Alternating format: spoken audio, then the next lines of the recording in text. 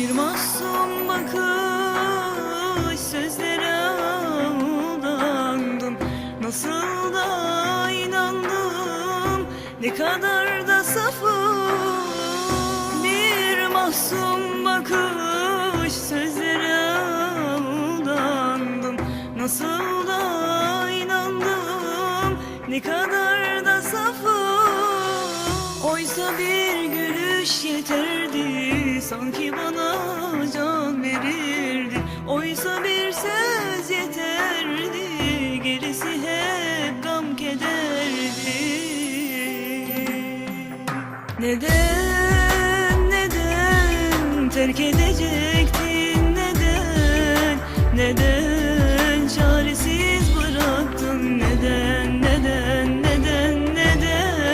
böyle çekip gider gönülden seven. Ben sonumu bilemem.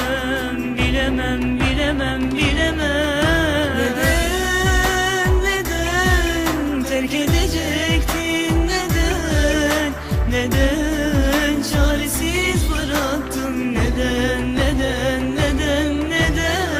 böyle çekip gider gönülden seven. Ben sonumu bilemem.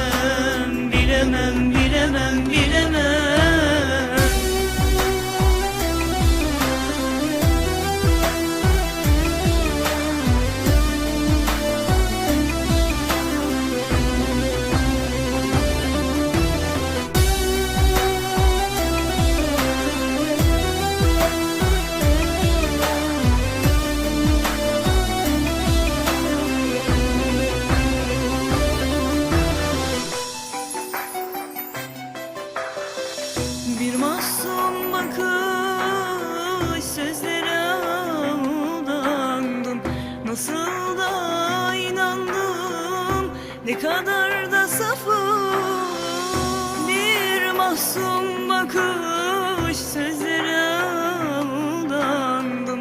Nasıl da inandım, ne kadar da safım.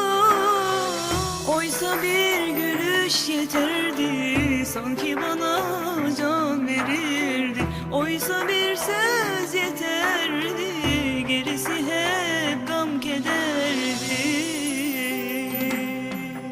Neden terk edecektin, neden çaresiz bıraktın, neden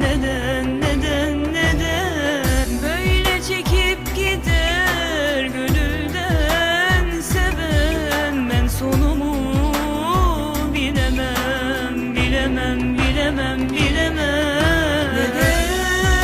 Neden terk edecektin, neden çaresiz bıraktın, neden